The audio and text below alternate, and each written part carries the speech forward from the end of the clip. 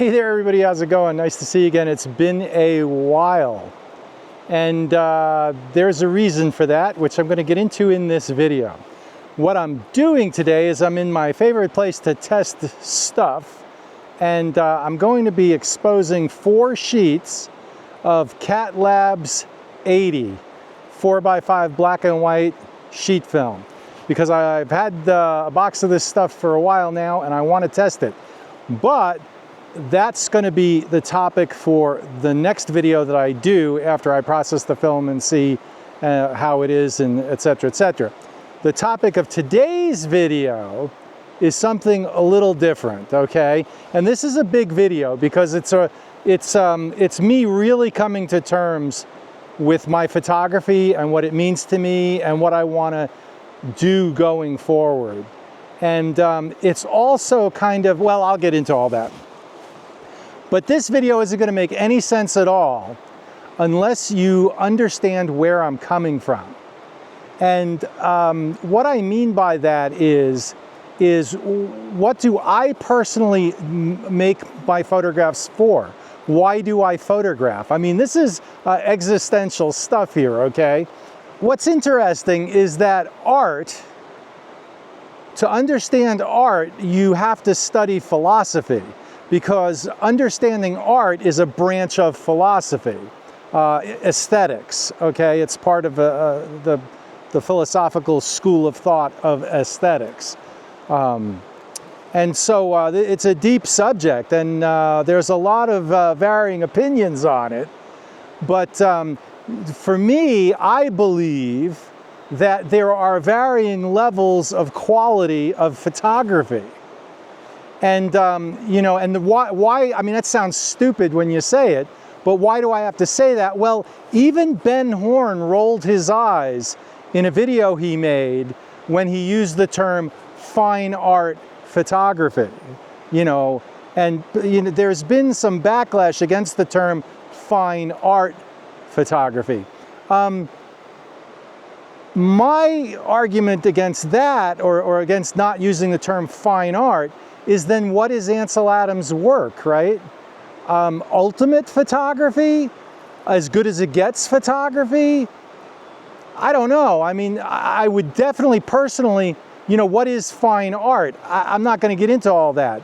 But I would definitely say that there's a difference between the snapshots on my telephone and your telephone and one of the 800 to 1,300 estimated to exist prints that Ansel Adams made of Moonrise over Hernandez. That's, each one of them is worth $300,000 to $400,000 today. Okay, and it's not just the value of the dollar value of those prints. Okay, if you're in the presence of one of those prints, I have a feeling you're going to be pretty impressed by it, okay? I mean, that's just a wild guess. I've never seen one. I have seen in person some original Ansel Adams photographs years ago, 20 years ago, and they were stunning. They were absolutely stunning. Technically, they were perfect, but they just had depth and feeling and emotion. I mean, they were, you know, and it wasn't just because they were Ansel Adams photographs. I mean, they were brilliant, okay? All right. So if we can establish the idea that, and let's use Ansel Adams as the benchmark of the measurement, that there is such a thing as ultimate photography, okay? And then there's varying levels, like I wouldn't call wedding photography ultimate photography. It could be. I mean, I don't want to go too far down that rabbit hole. As John Thurgood Marshall said once, the Supreme Court Justice, they asked him, can you define pornography? And his answer was, well, he said, I have a hard time defining it, but I know it when I see it, okay? So, yeah, that's where I'm kind of coming from, if you get the gist, all right? There is, like, you know, there is a benchmark of quality that is ultimate photography. I would use the term fine art photography, okay? And not everybody has to do that. Not everybody has to strive for that. Some people don't even know it exists. Some people don't care. I'm cool with that. That's fine. That's your bag, right? For me personally and my photography, all right, this is my channel, so I'm talking about my photography. For me personally and my photography, I've always wanted to make photographs at the quality level of Ansel Adams. I'm not saying aesthetically that the compositions or the you know, the treatment of the interpretation of the subject matter is equivalent or anything like that. But what I do have control over is my process. And using his books, I've been able to, over the years, develop procedures and practices that rival the level of quality that Ansel Adams achieved, okay? So now that we've defined what I've always been trying to strive for in my personal photography, I can move on to part 2. So I had an interesting experience about a week ago. And what happened was, I bought so I don't know whether you guys know this or not, but I play guitar in a band, okay? And it's a country southern rock band, kind of. Again, hard to define. And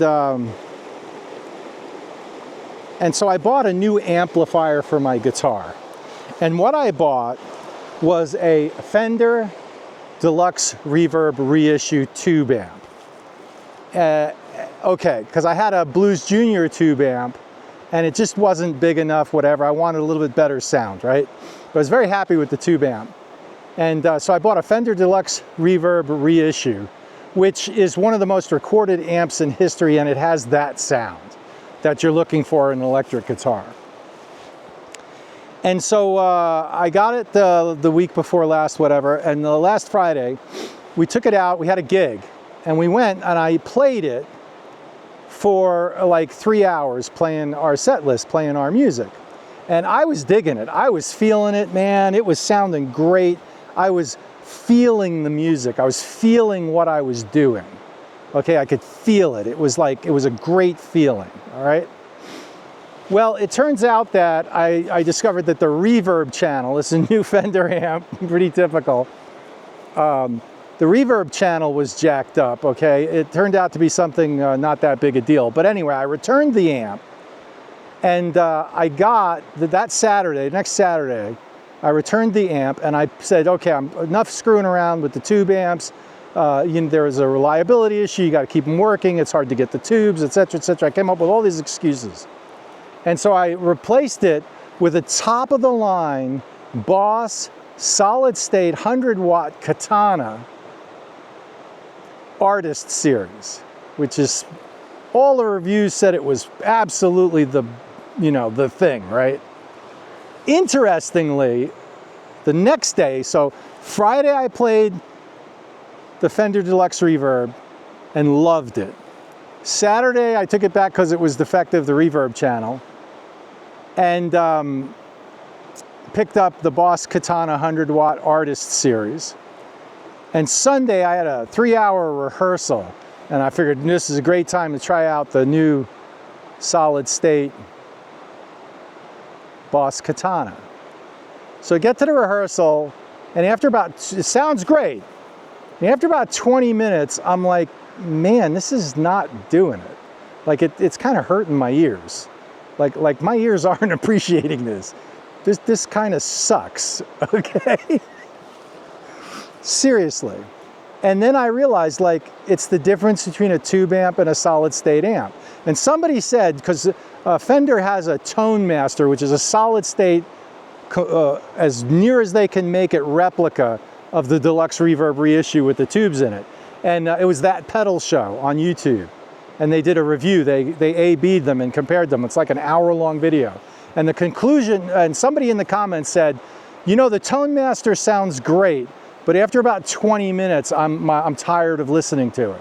He said, the Deluxe Reverb Reissue tube amp, I can listen to for days. And that's the difference, okay?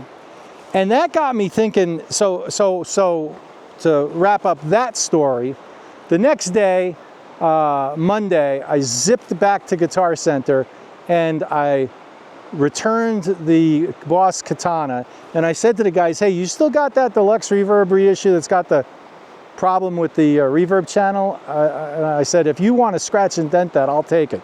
Well, they gave me $400 off, because I had a suspicion as to what was wrong with the reverb channel. So they gave me $400 off, right? Fantastic. Got it home, and not getting too far into the weeds on this story, it took me about 5 minutes to fix it, okay? The pins that isolate the reverb tank were shorting out. They weren't through the rubber grommets. Picked it up, moved it over, dropped it down, made the rubber grommets round again. Works perfectly. Perfect amp. Played it last night again for a big rehearsal. I got that lovin' feeling back, okay?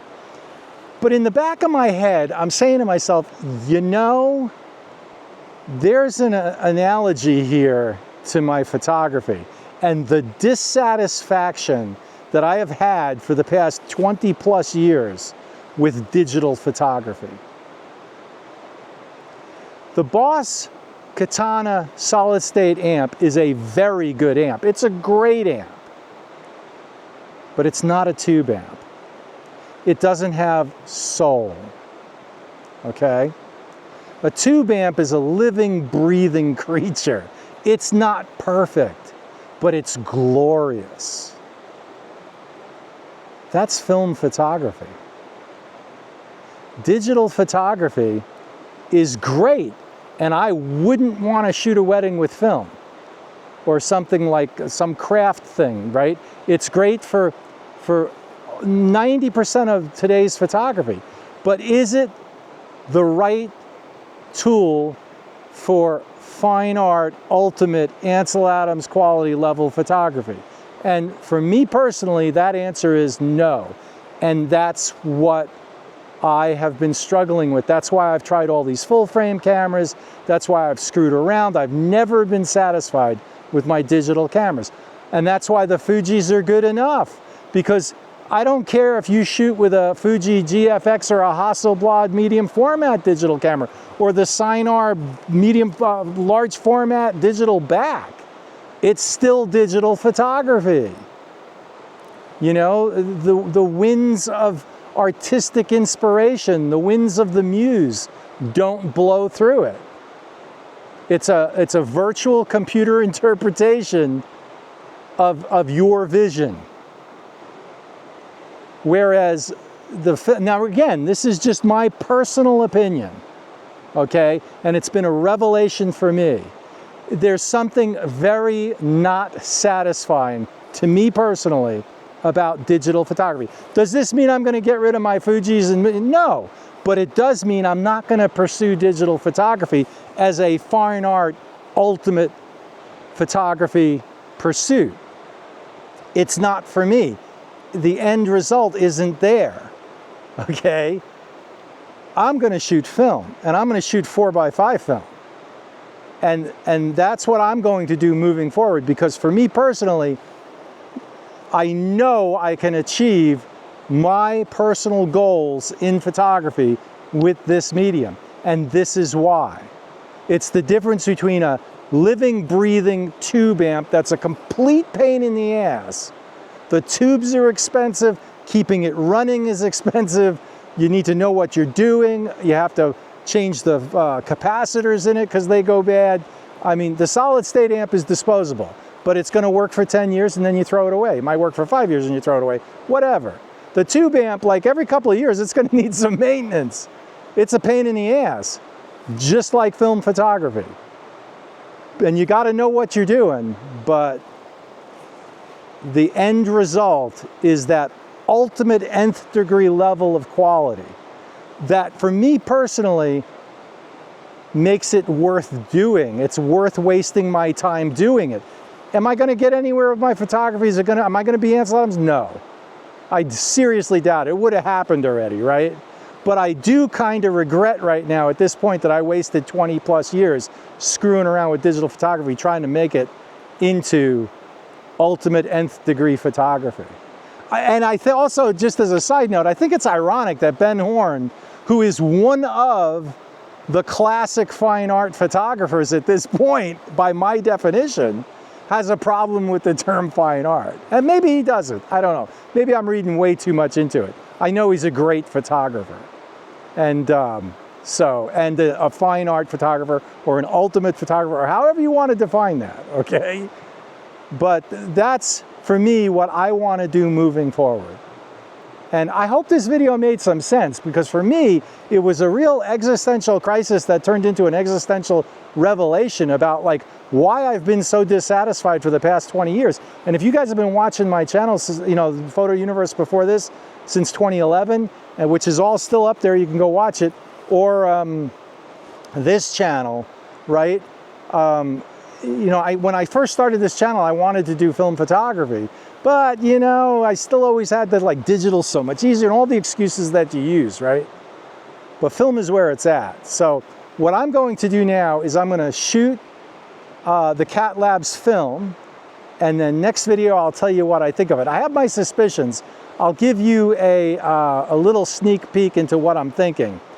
I think the Cat Labs film is the Fomapan Arista, Fomapan/Arista 100 whatever, but we'll find out when we get in a dark room. But anyway, I'll leave that for the next video. So I'm going to shoot the Cat Labs, and yeah, I got some, I'll give you a sneak preview of some of the other videos I got coming up. I ordered the half frame dark slide so I can do panoramas with my 4x5. Cool. I'll make a video on that.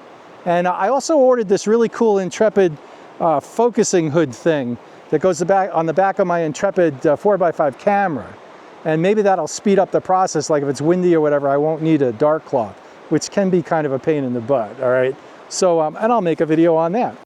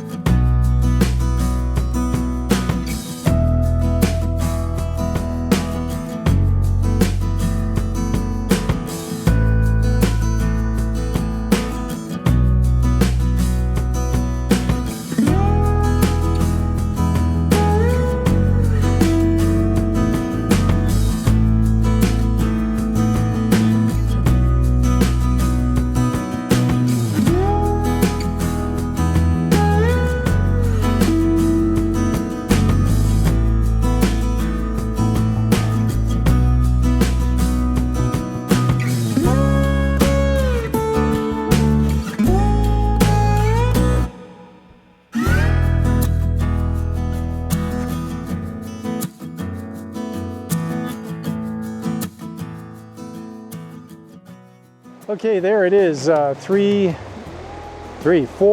sheets of Cat Labs 80, and we will process that, and I will give you my review of Cat Labs 80 in my next video. So thanks for coming out, like, subscribe, hit the bell for notifications. We'll see you out here. Have a great one. Bye.